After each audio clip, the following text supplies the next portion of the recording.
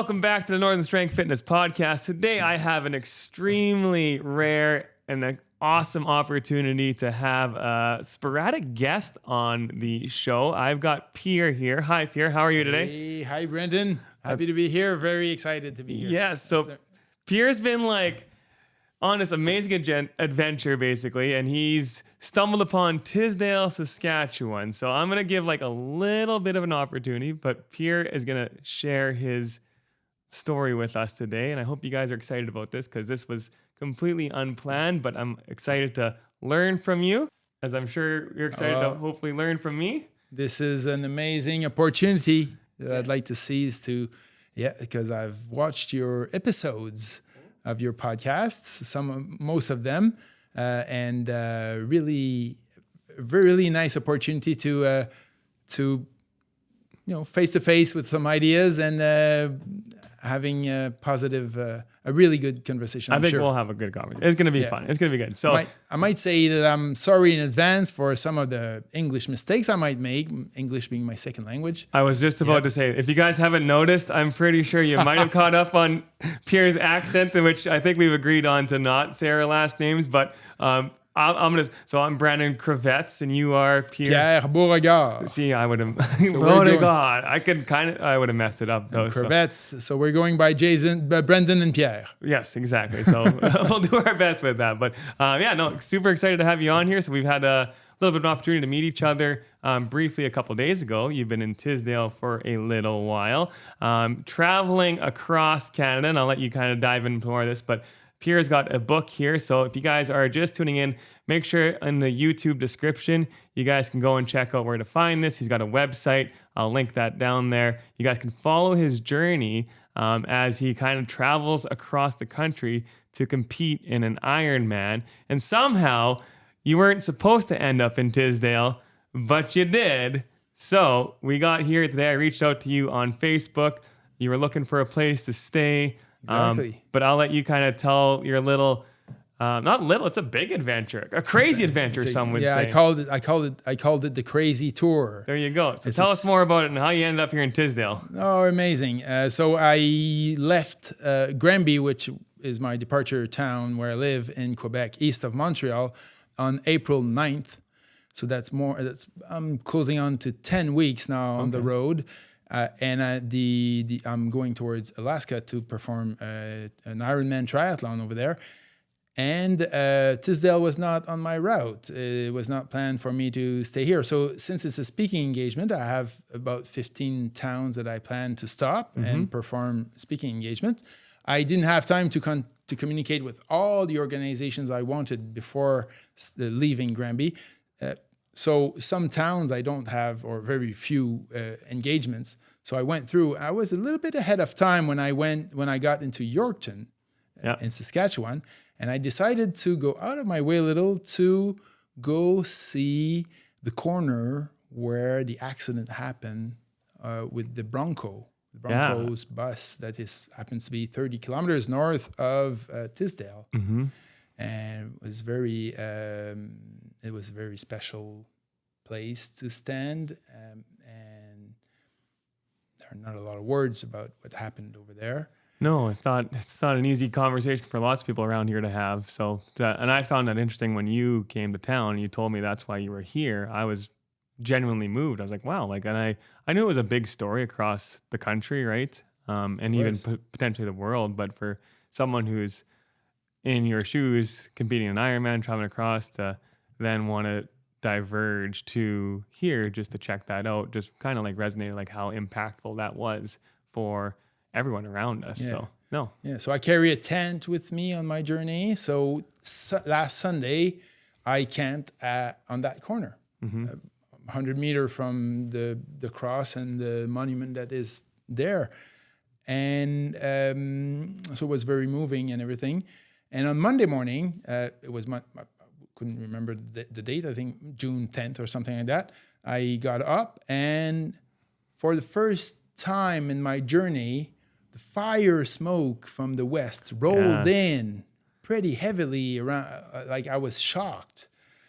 And so since I was a little bit ahead on my schedule, I decided to bike back to Tisdale and to stay put for a couple of days to reflect on how am I gonna, go through that cloud of smoke. Yeah.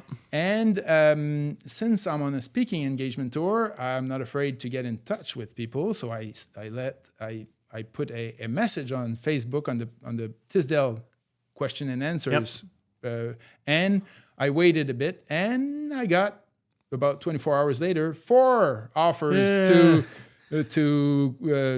stay somewhere out of the smoke. And so you were one of the 4, and at the same time said, I have this podcast and I think you could be a guest on this podcast. So here we are. And at the same time, I was sheltered in a retirement house, a community that's called Caleb Village here in Tisdale. And they asked me to perform a presentation, a talk. Yeah, you did that this morning. I did that this morning, and it was the first time I did it in a retirement house. And it was fantastic. It was very humble in front of all those persons that have all that life experience in front of me. And so it was a very nice exchange with them. I'm very excited about that. And I'm here this afternoon for your podcast. Yeah, that's what I was going to say. Like, I'm excited because I dove into your book. I didn't get a chance to read it all, but I've read a good chunk of it already since you dropped it off for me. But you talked about experience in there and how you've had all these experiences. So I'm like, I get an opportunity to have an experienced guest share his story, his viewpoints, and your life goals, what you want to do, what you've gone through. And me, as someone who I sometimes go as like a knowledge base for lots of people listening, but because we're both at different experience levels, I think you have a very enlightening and potentially different, but also unique, and we'll probably share some viewpoints based off experience. So when you're saying you were talking to older people and they were actually more experienced than you in certain ways, but you have way more experience than me in certain ways, like those Ironman things. So for people that don't know what the Ironman are, maybe you should briefly, do you want to tell a little bit about what those races are, just so they get a context of what you're doing? And this whole journey of becoming a speaker started when I started to do these long distance challenges. Not all Ironmans. There's a long distance challenge in inline skating. Some are cross country skiing. And then I practiced swimming and cycling. I wouldn't cross Canada on my bicycle if I was not a cyclist. Happy to do that. And so swimming, cycling, and walking or running are the 3 sports that are into an Ironman, a triathlon, and one of the biggest triathlon that there is an Ironman. Yeah. So it's made of 3.8 kilometers of swimming, which is 152 laps of a 25-meter pool. That just sounds, I wouldn't be there yet. But well, I can teach you. There you go. You're going to be on your way. But hey, I'm a swimming coach. So I saw in your book you had some cool coaching little stories in there too. But anyway, so you got the swimming part. So swimming part, and then the cycling part is 180 kilometers. That's a long distance. Yeah. All right. And the walking or running part is a full marathon, 42.2 kilometers, and we have 17 hours to complete that. Yeah. And I've done 14 of those in my life already. And the 15th one is going to be an Ironman triathlon that I'm going to perform in Juneau, the capital of Alaska. Wow. And since I went to some of my Ironman south of Montreal in Lake Placid on my bicycle, I decided to reach Juneau on my bicycle. There you go. And that triggered a tour, because I was dreaming of a tour since the beginning of my project, which is 5 years ago. So here I am. And what's interesting, when I got to your podcast, listening to a couple of episodes, I think it's episode 2 or 3, you're talking about 6 tips for goal success. Yes. And in my approach, like what's called the joyful approach to challenges, as 6 elements. I call them elements. There you go. We had some cores in here. That's very funny. And I thought that some of your tips I think we are basically going the same way towards the same goal, to and we use those tips and those elements. I use my elements in my life. Yep. I'm sure you use your tips in your own life.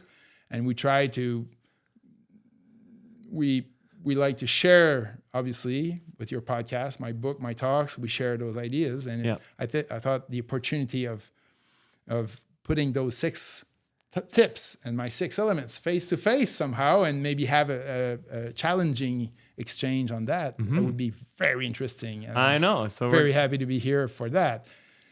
So so I will have been in Tisdale 5 days. I'm leaving Saturday in 2 days towards Edmonton, and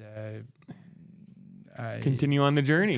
Continue on sharing the story. So the book is called Always Winning, it's called The Joyful Approach to Always Winning, which when I saw it, and then I was like, okay, this is going to be interesting, because I try to look at my life and like people's lives around them. I want them to enjoy it, right? And not and look at like defeats in a sense of a reflective period where they can say, hey, don't do it as a defeat, look at it as a learning opportunity. And that might just come from me as a teacher. So I don't know if you looked into my background. I think you you said you listened to the episode, but I was a teacher for a lot of years. And it sounds like you coached a lot of people. But sometimes, as long as you're willing to approach something with a growth mindset. So my message is, hey, how do you take this and grow through it?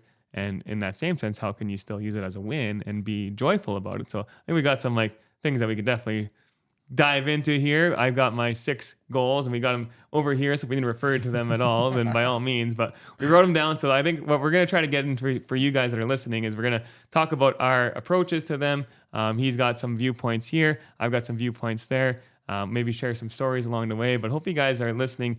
You'll learn both from me, because my goal with the podcast, and I mentioned this to you, is to share your story, but also share my story, and just get a message out there that's going to inspire people, get them moving, get them helping themselves, and in helping themselves, they help the people around them, the community around them, and kind of spark that dominoes effect sort of thing. So that's my goal with this, but I know you got your own kind of goals that you want to. I think we said it. I think we're at the same place for that, and if this can be a spiral effect of positive spiral, I'm not sure how to say it, but the French is coming. I don't know. You could say it in French. What's the word you're looking for in French? Maybe a French listener will know the word you're looking for.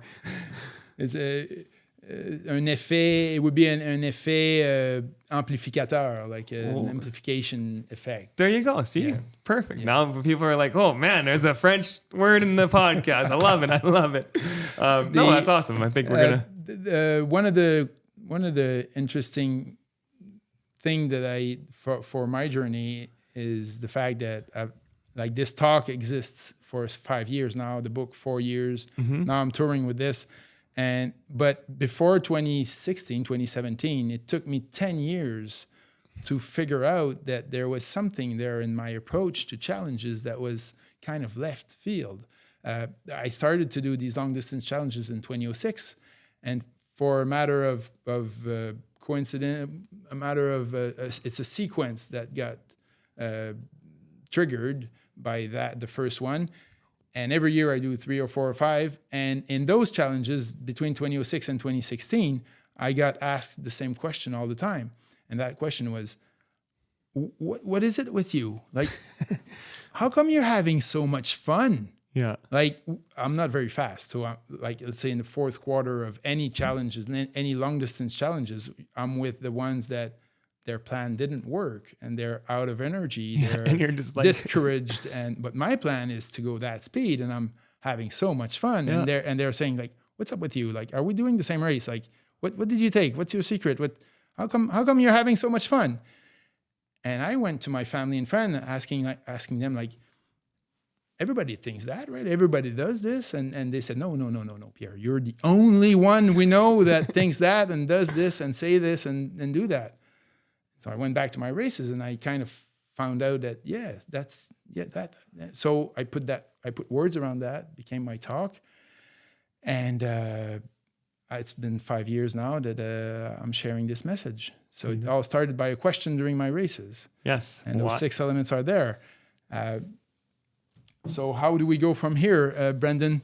Diving into our conversations. Well, so my podcast and my episode, so if you guys I was kind of rephrase what Pierre just mentioned there, but essentially he just has a blast in these challenging opportunities because he views the challenges differently than some of the stuff that I've said in my podcast. So, but we also have some similarities. So, yes. in my 6 goals to success here, I'll get my little stuff in there. But we looked at decision making process and how to like decide whether a goal or not should be determined based off of whether it's going to be hard or easy. And in my belief or my thought is sometimes you need to veer towards the uneasy things, so that way you have an opportunity to feel what that's like and to conquer it, and then use that as an experience, to then be prepared for whenever life might throw something uneasy at you. So that's when I look at challenges for exercise, for example. Might be they don't want to hit the alarm, or they don't want to wake up, let's say at 6 a.m. for my class. I teach these classes and I'm trying to, I wake up there, try to be as energetic as I can sometimes, and I'm half asleep, but sometimes they don't have that, oh, this is going to be too difficult, I'm just going to sleep in and come up with an excuse. But my thing is like, hey, even if it's uncomfortable, push yourself to do it. And then within that, there's going to be the reward of something that's going to be, but you have your own. That's very interesting. And when I listened to that part of your episode 2 or 3, I don't remember. I think it was episode 3, was it? The 6 tips? It doesn't matter. Yeah. Episode 3.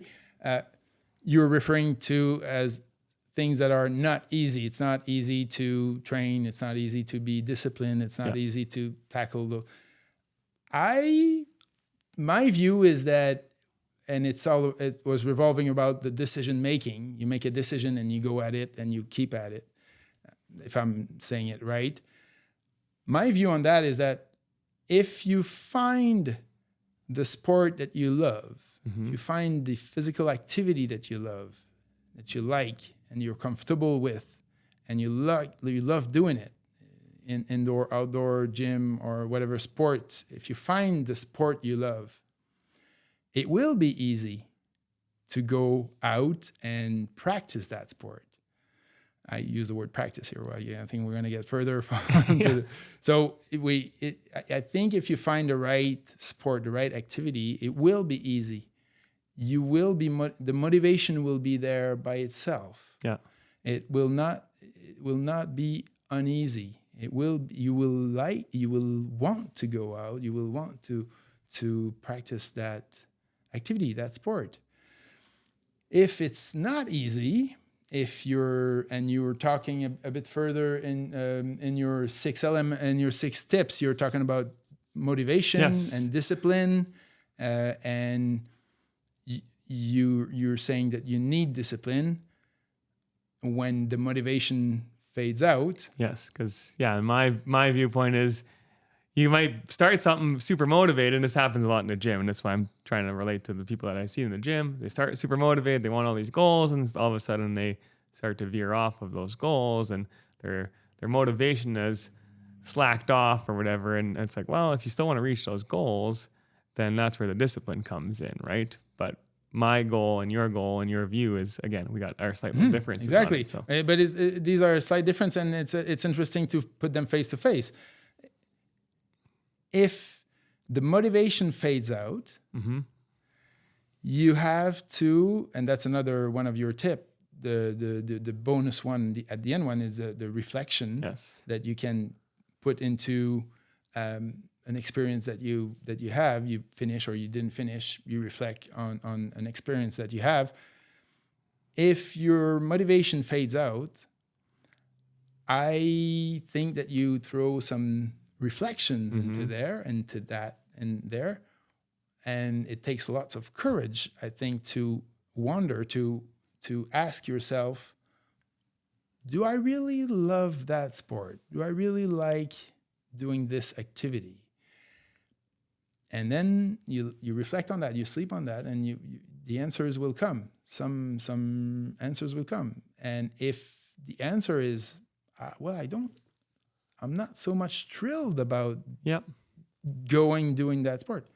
I practice 5 sports: inline skating, cross-country skiing, swimming, biking, and walking.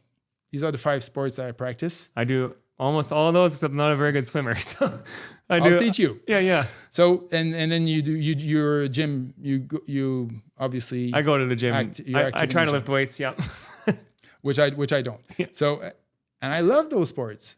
I'm never like the reflection is done. Oops. That's all right. The reflection is done for me. I love those sports. I love those 5 sports, and I'm always motivated to go out there to do those because I have lots of fun doing them. Yeah.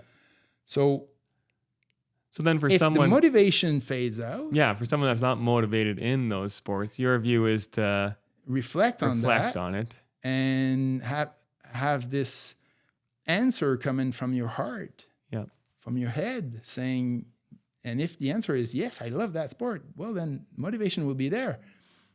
Discipline. I don't have any discipline. I don't refer to the word discipline ever. See, and I would just assume you to be a disciplined guy. Just be like, hey, you know what? I need to get to this point, and here's what I got to do to get there. But yeah, the discipline. Well, this is just a segue because it triggered a thought in my head, right?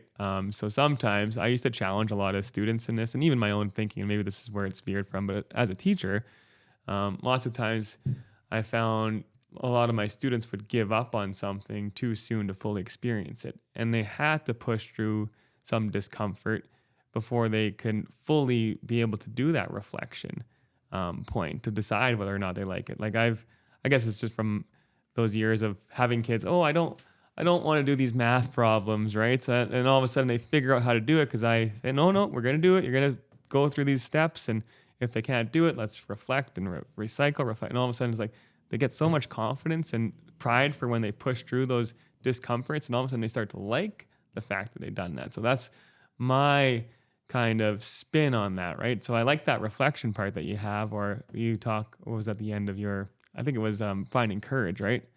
It needs courage to ask yourself, like, why is my motivation fading out about this activity or this sport? Yeah, so I think that courage when you fall off the sport could be, in my opinion, to pick yourself back off, look at why didn't I like it? Was it because I wasn't prepared enough? Was it because I didn't have a good environment? Was I not knowledgeable enough? So all those goal tips that I have would be like, okay, so why wasn't I successful? And as long as you're learning something at the end of that, whether you decide to go back into the sport and try it again with more knowledge, maybe a better environment, maybe going in there with more discipline or... Yeah. Discipline again. Yeah, but that's my That's all right. Yeah. It's a word you use. Yeah, but then maybe it turns into a joyful experience. But if you give up on those opportunities too quick, too easy, because it's not joyful right away, it doesn't mean it might not be joyful for you later. So if I'm gonna interesting. Yeah, because I'm not a good swimmer, like I just said, right? So how do I know if I don't like it unless I'm willing to try it? And if I just decide right away I just don't like it, but I don't know much about swimming. As you said, you can coach me. Maybe it's me being uncomfortable for a while with a proper coach, the good environment that helps me learn that. So that's my little viewpoint. So I don't know what your thoughts are. You're saying interesting, so it's very interesting. Why should it be difficult at any stage? That's just we're stirring the soup. Is that an expression? There you go. You got it. Yeah. Stir the pot. We're stirring the pot. We're stirring the pot here. Thinking out loud. Why should it be difficult at any point? If you want, for so many reasons like that are your own, if you want to try a sport, or if you want to try a challenge, or if you want to try anything, then there's a reason, there's a will, you want to do that, and then you start doing it, and you find out that it's not bringing you your joy or the fun that you thought it would bring you. Then the reflection comes in. Yes. Says, okay, was it because I was uncomfortable? Was it because I was out of energy? Was it and the uncomfort came from the equipment, my clothing, what was it that triggered the fact that I didn't have fun? Can I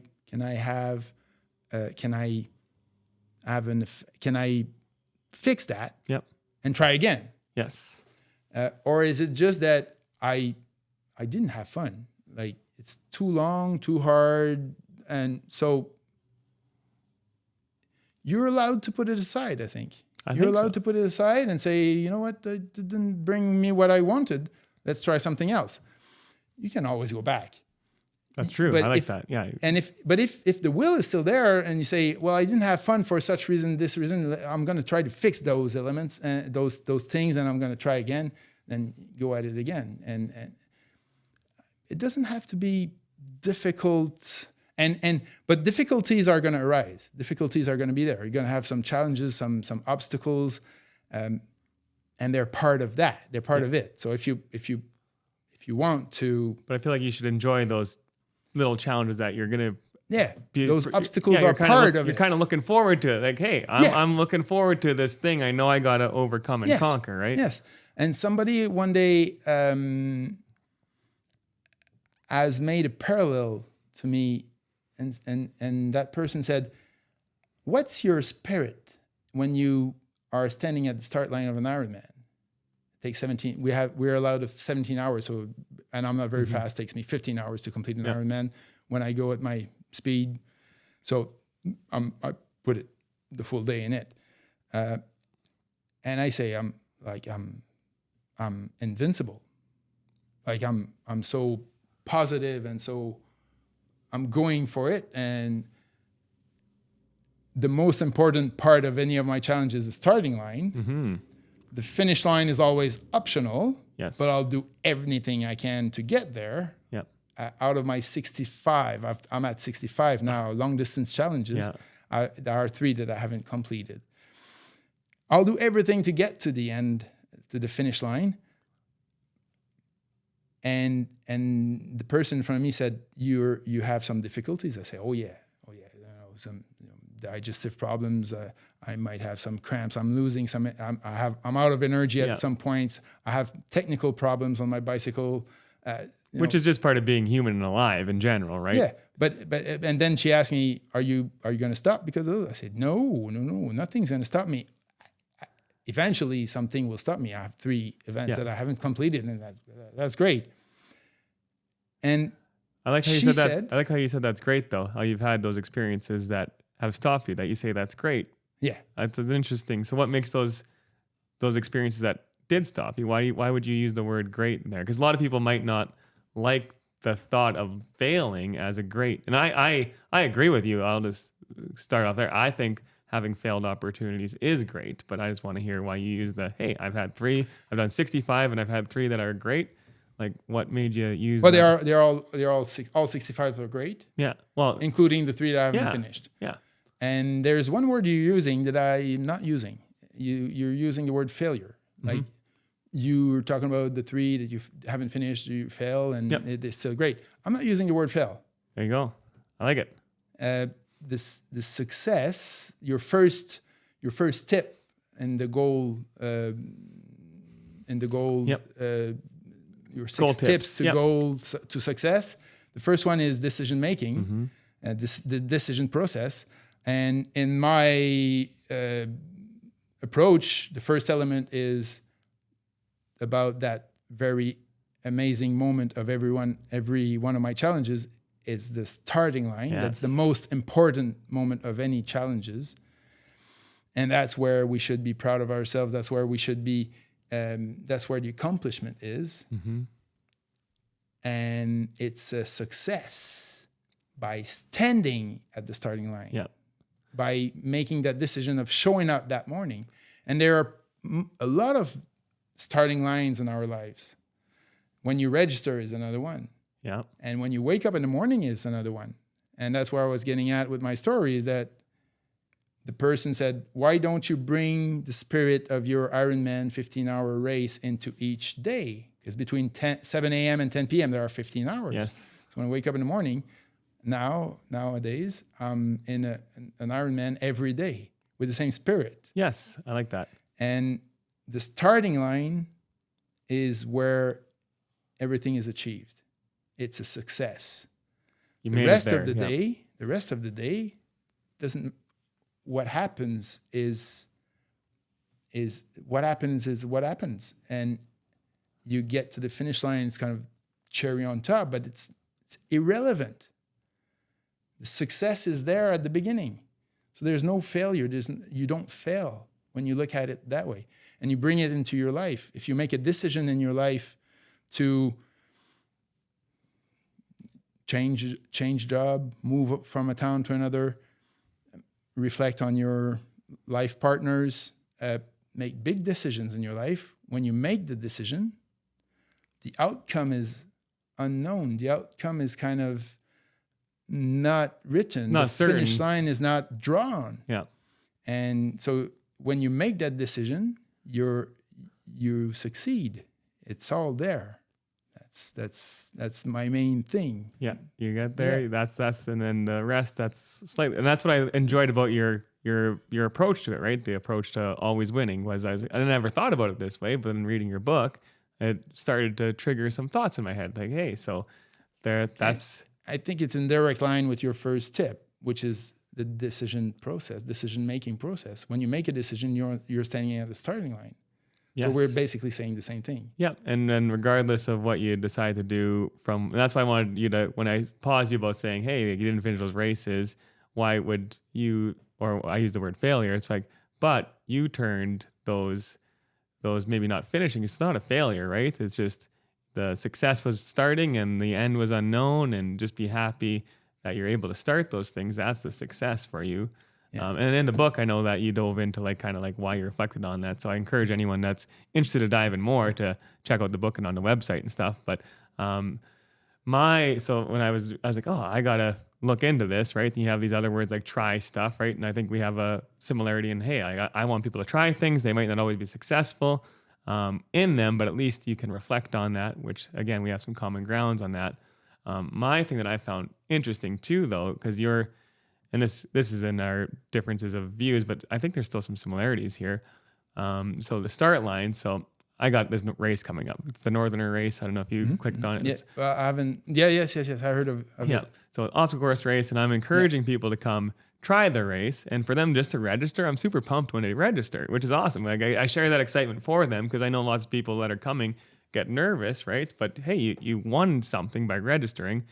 Then hopefully that they're preparing or training, whatever you like the word preparing. I refer to the training, but hopefully you're enjoying that process up to there.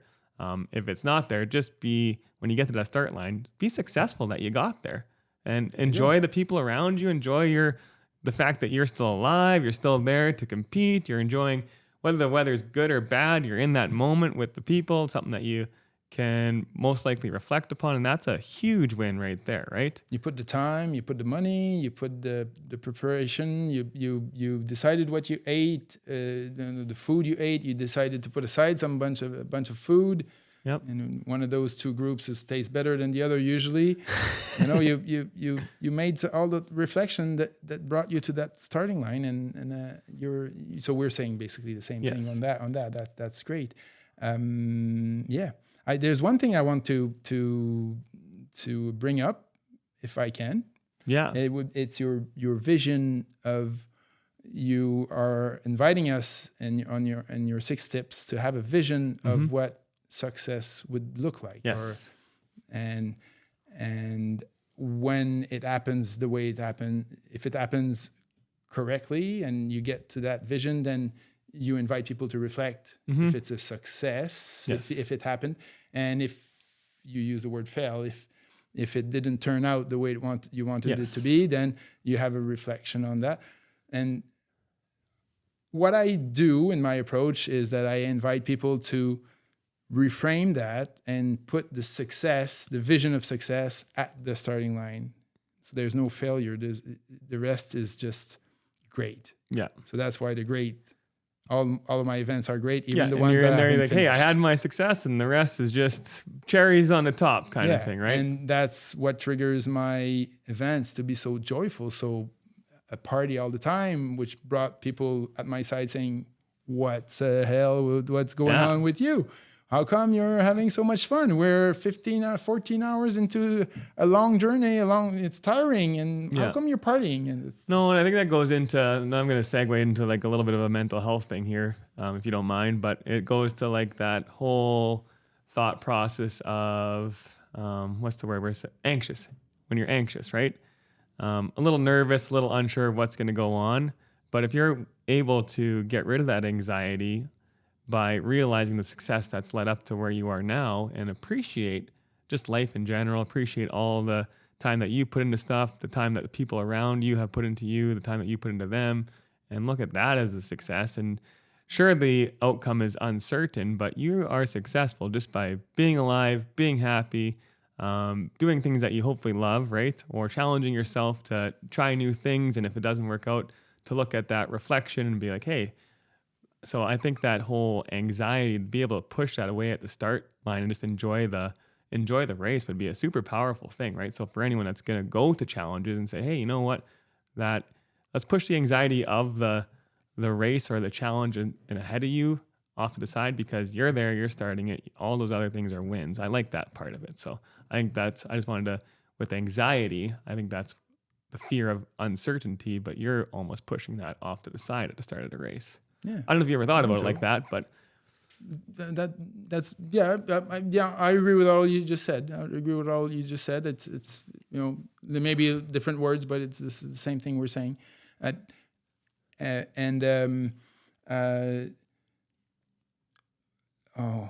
going to look for, I lost my idea there. Okay. Help me, Brendan. Talking about anxiety, reflecting, trying different courses.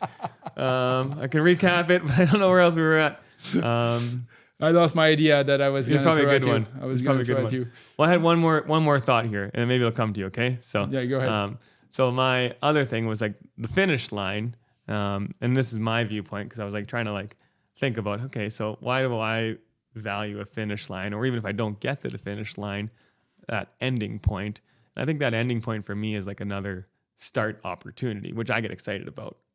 So it's like, hey, once I've done something, whether I completed it successfully or not, it gives me that opportunity. So the reflection for me is almost, I would say, and you helped me on this, for me, that's almost the most successful point for me. It's like, what can I reflect upon and use to then grow myself and then to grow other people around me, to hopefully find some joy in both what you thought was going to happen, what you didn't think was going to happen. Doesn't matter as long as you can reflect and find joy.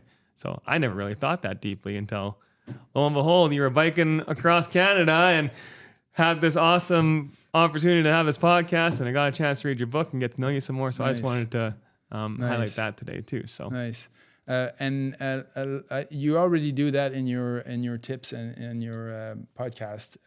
You mentioned that it bridges to life in general, and that's the thought I had lost a few minutes ago.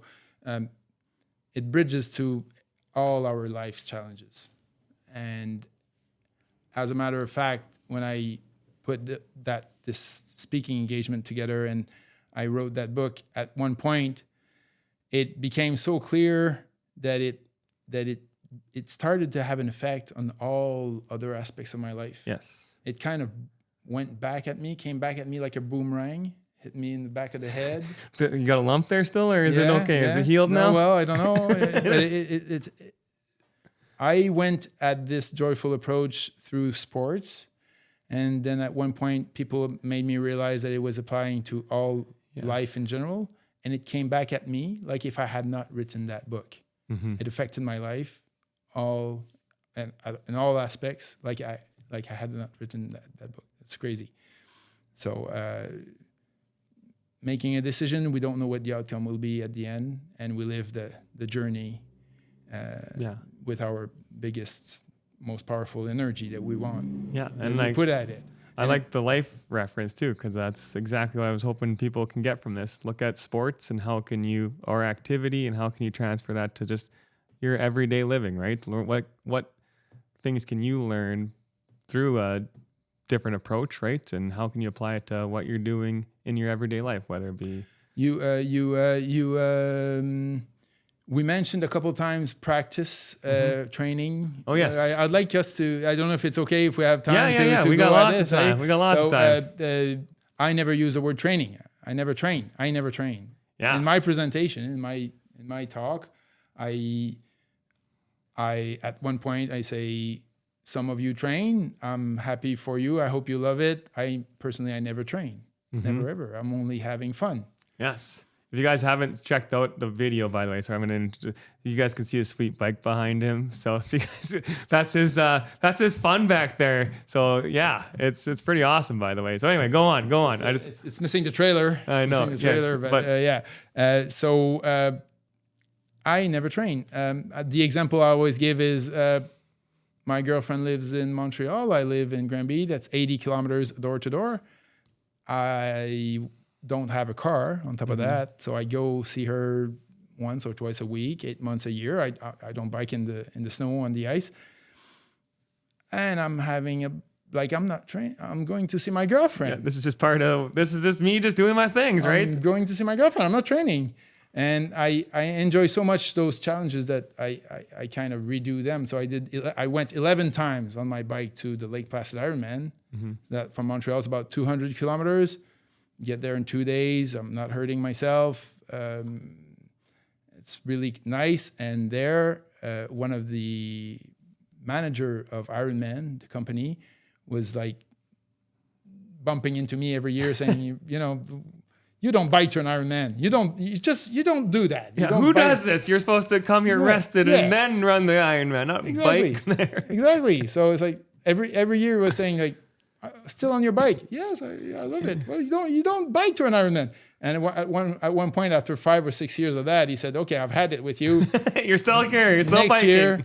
Next year, you're my guest." Awesome. So in 2018, I was Ironman's one of the guests, and they have I don't know how many they have that are not paying, but I can say you got to say 2018. I was a guest. That's a big honor. The 2018 video souvenir that's on YouTube, I'm featured because they gave me an interview and they asked me some images from me coming down from Montreal, and they came to see me on the race, and it's pretty cool images of me in the race. There you go. It was really nice. So not training. So one of the subtitle of my book Is It Dating was it was stop training.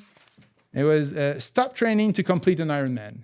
Okay. That was like the subtitle. So this is good because we got a little bit of time here before we have to end this off anyway. So again, I was reading it, reflecting it, trying to grow, because I think that's kind of like my message I want to give people. So I'm going to take what you have and try to grow from it. So when the training and playfulness, if you're not enjoying it, but I kind of want to try something. I'm going to throw you a curveball here. So I've never done this. It's been on my bucket list, but a marathon. I'm not much of a runner. I wouldn't say that I enjoy it naturally, but I want to try to find joy in running. Any tips or advice on going into that? Like if I want to try something now, it's like, hey, you know what? I've always said that I don't enjoy running, but I've never gave it a good shot. And I've been doing, so I tore my hamstring, give you some back. I tore my hamstring a couple times already.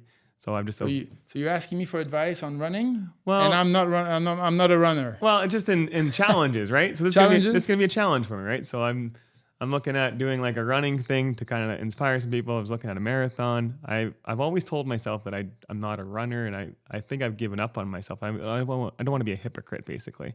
Like, so in my message, hey, how do I know if I don't like it unless I try it? And even if it's difficult, I can reflect. And you say that a marathon is on your bucket list? Yes. Okay. So let me throw you some foods for thoughts. Okay, yes, and you do whatever you want with it. Please. Okay. So don't hold back. Okay. We know that, I don't know if you agree with me, running is the sport that is the most brutal for the body. It's the most difficult sport. Yeah, the impact. So it's very, very technical, very, very hard on the body. I hurt myself running. I never got a coach. I never learned how to run properly. So I decided at one point that I'm going to walk. So my fastest marathon under 4 hours was walking. Yeah, awesome. So you can walk a marathon. If you like to walk, you can run a marathon. My advice to you would be get a good coach, learn how to run, because it's really, really technical. Yeah. If you don't want to hurt yourself, you're not like, runners are very thin. They're very light. I'm very heavy. I'm pretty heavy. So we hurt ourselves if we're heavy. But walking has no impact. Yeah. So for one thing, food for thoughts that I'm throwing at you. If you like to run, if you love running, right, do those steps. Get a coach, get some tips, learn or by yourself, whatever. But if you like to run, if you love to run, do that. If you don't love to run, get that out of your bucket list. Yeah. Well, just don't do it. Well, if you want to do one, then I want to tick that box. Yeah, I might. Then you have the reason to go at it. Well, go ahead, and hopefully you won't be too hurt at the end of your marathon. You'll be able to tick the box, and that's good. And maybe I'll like it as I do it. No, because I think these are my hints for you. Okay, no, I appreciate that because I've been seriously contemplating it, and I'm just like, well, this is like, and if I do this challenge, I want to use your more so your approach, right? I want to have more success when I have the start line versus worrying about the end line. I want to try to enjoy the preparation versus thinking about training. So I think this is a good opportunity for me. You landed in like a weird time in my life where I'm trying to reach a bunch of people with challenges and finding joy and radiating. So it just clicked, and I was like, well, maybe this is that opportunity for me to do this marathon thing and to try it. And even if I hypothetically don't complete it, I'm not going to consider that a failure. That success I want to look at is me just looking at that target, trying my best to enjoy fun ways to train it and reflect on that. Or not train. Or sorry, yes. No. I mean, if you want to train, you train. You train. Yeah. No. And I that's the way I want to attempt this change in mindset, right? So if you want, I want to give it a shot. That's my suggestion. Do you have a car, Brendan? Yes, I do have a car. You do have a car. I know, and I live really close to my gym, so I can't just... So you look at the use you make of your car, and as much as possible, if you can walk or run to where you're going.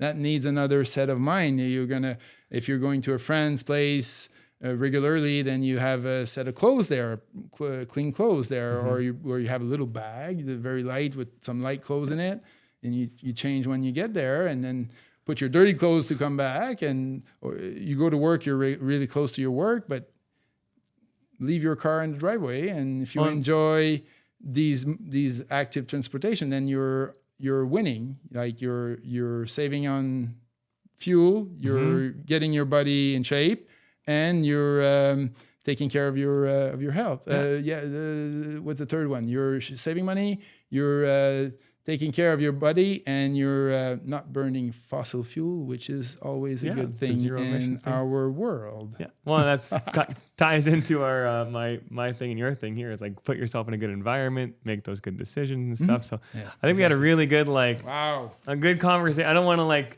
necessarily end it because I wish we can keep talking and stuff like that. But who knows? Opportunities in the future.